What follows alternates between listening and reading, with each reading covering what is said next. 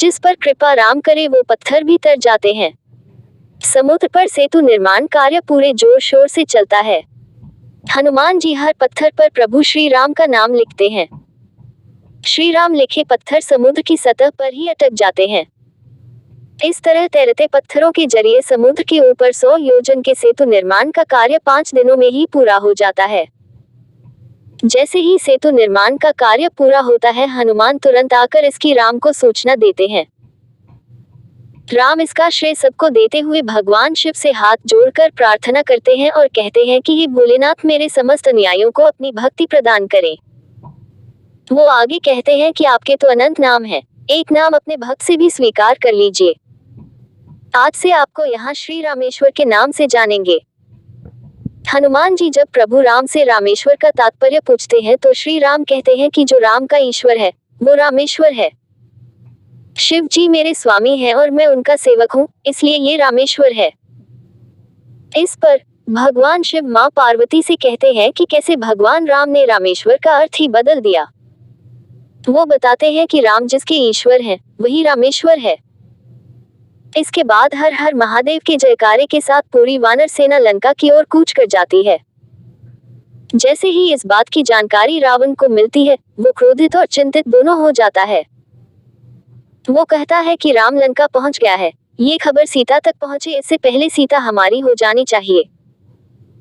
मायावी रावण एक चाल चलने की कोशिश करता है और अपने मायावी शक्तियों से वह राम का कटा हुआ सिर सीता के सामने थाल में पेश करता है। सीता पति का कटा सिर देखकर रोने लगती हैं और रावण को उसके विनाश का श्राप देती हैं। सीता राम के कटे सिर को देखकर कहती है कि स्वामी, मुझसे अवश्य कोई भूल हो गई होगी, तभी इस संसार को छोड़ते हुए आप मुझे अपने साथ नहीं ले गए। लेकिन जल्द ही सीता को पता चल जाता है कि ये रावण की मायावी चाल है और राम जी लंका पहुंच चुके हैं। राम ने सैन्य शिविर की संरचना की सराहना की। इसके उपरांत राम अपने बाण से रावण को आगाह करते हैं।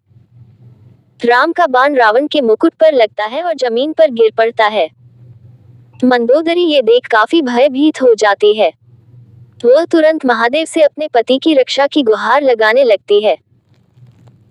अगले दिन रावण अपने गुप्तचर शूक और सारंग को वानर के भेष में शत्रु की शक्तियों का पता लगाने के लिए भेजता है, लेकिन विभीषण उन्हें पहचान जाते हैं और राम जी के समक्ष ले जाते हैं। वहां मौजूद सभी लोग प्रभु राम से कहते हैं कि इन्हें मृत्यु दंड दिया जाए, पर श्री राम उन्हें आजाद कर देते हैं और रावण तक ये संदेशा भिजवाते हैं कि वो केवल अपनी पत्नी के लिए नहीं बल्कि अखिल विश्व की नारी सम्मान को स्थापित करने के लिए ये युद्ध लड़ रहे हैं। रावण को जैसे ही इस बात का पता चलता है तो वो क्रोधित हो उठता है। इधर दोनों ही गुप्तचर कृपा सिंधु क्षमामूर्त श्री राम की उदारता का बखान करते हैं और रावण को प्रभु राम की सेना को विस्तार से बताते हैं। सुग्रीव और लंका के सेनानायक रावण के वज्र का रणभूमि में हुआ आमना सामना। सुग्रीव ने रावण के वज्र और लंकेश की मूर्खता को स्मरण कराया और कहा कि अब तुम्हारा अंत है। सुग्रीव अपनी गदा से सभी राक्षसों को अच्छा सबक सिखाते हैं। रावण को अब संदेश पहुंचता है कि अब लंका के सेनानायक नहीं रहे। श्री राम की सेना ने लंका पर आक्रमण कर दिया। वहीं रावण ने भी आदेश दे दिए कि वह संग्राम का बिगुल बजा दे और जवाब दे। ऐसे में वानर और राक्षसों में भयानक युद्ध छिड़ गया। लो शुभ घड़ी आ गई, बोले देवता। अब होगा धर्मयुद्ध। जब पाप का घड़ा भर जाता है तब भगवान को आना पड़ता है। त्रिजटा अशोक वाटिका में बैठी सीता को लंका में चल रही सारी बातों की खबर देती है। वह कहती है कि सीता, लगता है कि युद्ध के बिना शायद तुम्हारी मुक्ति नहीं हो सकती।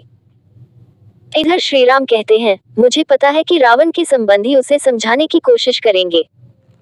अंगद कहते हैं कि लेकिन वह अहंकारी माने तब न। श्री राम कहते हैं, हम तुमसे बहुत खुश हैं अंगद। मंदोदरी रावण से कहती है कि स्वामी, काल कभी लाठी नहीं मारता, वह बुद्धि हर लेता है, विचार खराब करता है और जैसी स्थिति में आप हैं उसे वैसी स्थिति में पहुंचा देता है। स्वामी, आपके मायावी राक्षस और बेटे मर गए, लेकिन आप तब भी नहीं समझ पा रहे। अभी भी वक्त है, स्वामी संभल जाएं। अहंकारी रावण गुस्से में मंदोदरी के कक्ष से चला जाता है। रावण की मां और मंदोदरी के पिता दानवराज भी आते हैं रावण को समझाने, लेकिन रावण किसी की भी सुनने को तैयार नहीं है। रावण कहता है, आपको हमारी चिंता करने की कोई आवश्यकता नहीं। तभी मंदोदरी आती है और वह कहती है कि नाथ, आपको सभी एक ही बात कह रहे हैं लेकिन आप मान नहीं रहे। रावण फिर अपना अहंकार दिखाता है और कहता है कि सीता को वह अपनी पटरानी बनाएगा। मंदोदरी कहती है कि सीता मानेगी तब ना। रावण के नानाजी कहते हैं कि ये सही नहीं है।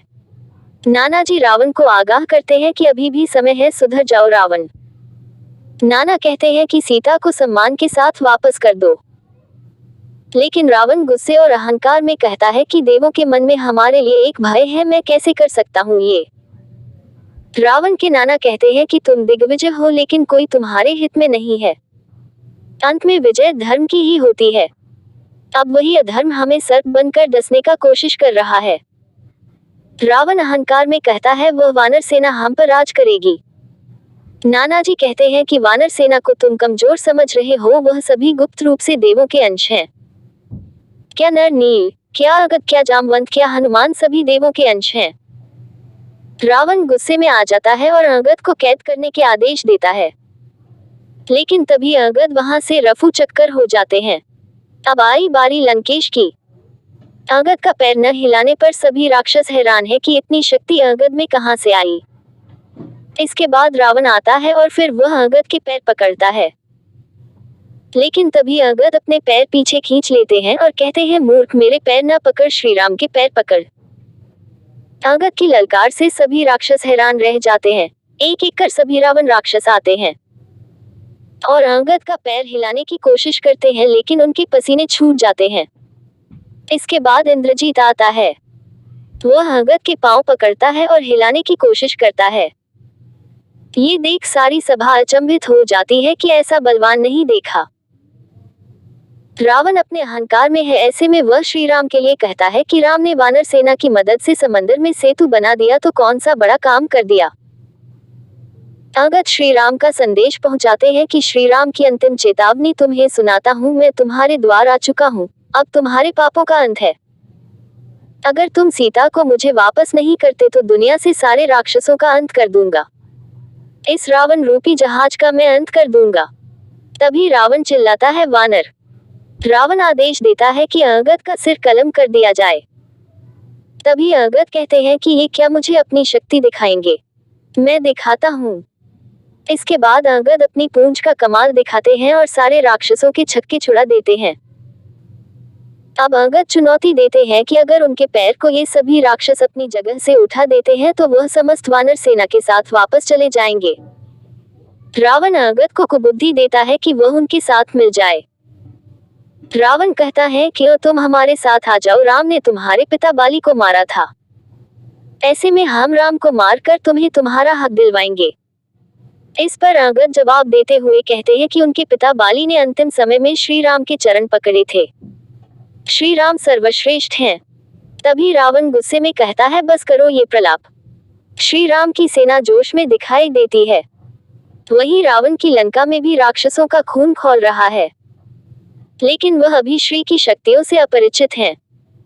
दोनों ही तरफ की सेनाएं अपने अपने राजा से आदेश प्राप्त करके युद्ध की तैयारी में जुट जाते हैं। इधर रावण की सेना ने अपने चारों द्वार पर कड़ा पहरा लगा दिया है। वहीं हर हर महादेव का जयकारा लगाते हुए प्रभु राम जी की वानर सेना अपने अपने निश्चित स्थानों पर पहुंच चुकी है। सुग्रीव राम से पूछते हैं कि अब आप बताएं कि धावा किधर से बोलना है। इस पर राम उनसे कहते हैं कि रावण को एक अंतिम मौका दिया जाना चाहिए। अगर रावण सीता को लौटा देते हैं तो वो उसे क्षमा कर देंगे। पर लक्ष्मण इस बात से क्रोधित हो उठते हैं। तब राम उन्हें राजनीति और धर्म का ज्ञान देते हैं। सबसे चर्चा करने के बाद राम जी अगद को दूत बनाकर रावण के पास भेजने का फैसला करते हैं। श्री राम की आज्ञा लेकर समस्त वानर सेना अब विशाल समुद्र को एक छोर से दूसरे छोर तक राम सेतु के जरिए जोड़ने की कोशिश में जुटी है। बड़े बड़े पत्थर को पानी में फेंककर सेतु तैयार किया जा रहा है। आश्चर्य की बात है कि श्री राम का नाम लिख पत्थर भव सागर में तैर भी रहे हैं। इस पर रावण कहते हैं कि अगर वो अपने कुटुंब समेत सीता जी को लौटाने राम के पास गया और राम ने उन्हें बंदी बना लिया तो। अगद कहते हैं कि राम युद्ध नहीं चाहते हैं और बेकसूरों का नाश भी नहीं चाहते। रावण अगद से कहते हैं कि ये राम की करुणा नहीं बल्कि रावण का भय है। सीता कोई भिक्षा में मांगने वाली चीज नहीं है, बल्कि उसे तो वीरता से पाया जा सकता है। अंगद ने रावण से जुड़ी कुछ बातें सबके समक्ष बताई कि कैसे सीता से परिणय के लिए तोड़े जाने वाला धनुष को रावण उठा तक नहीं पाए। वहीं बाली पुत्र अंगद का परिचय जानकर रावण उन्हें अपनी और बाली की दोस्ती की दुहाई भी दी। अपने लिए सम्मानपूर्वक आसन बनाने के बाद ही वो राम जी का संदेश लंका नरेश को बताएंगे। ऐसा कहकर अंगद ने जय श्री राम का नाम लेकर अपनी पूंछ को बड़ा करके उससे एक आसन तैयार किया। वहां मौजूद सभी मंत्रीगण ये देखकर चकित रह गए। अंगद रावण से कहते हैं कि मैं आपकी उन्नति और भलाई के लिए राम जी का संदेश लेकर आया हूं और आपको सम्मति देने आया हूं। वो कहते हैं कि रावण का पाप उन्हें विनाश की ओर ले आया है। अंगद रावण को परामर्श देते हुए कहते हैं कि अब भी समय है, वो श्री राम की शरण में चले जाएं और माता जानकी को प्रभु राम को लौटा दें। शांति दूत अंगद ने राम का लेकर शांति संदेश असत्य और अनीति के गढ़ में किया प्रवेश। रावण की सेना ने उनसे कहा कि दूत को शस्त्र की क्या जरूरत है, इसलिए तुम अपना गदा फेंक दो। राम जी की सेना में है बड़े बड़े योद्धा, पर अंगद सा एक न विवेक बुद्धि बल में। शांति का प्रस्ताव लेकर दूत आया है। इस बात का रावण ने बड़ा उपहास बनाया।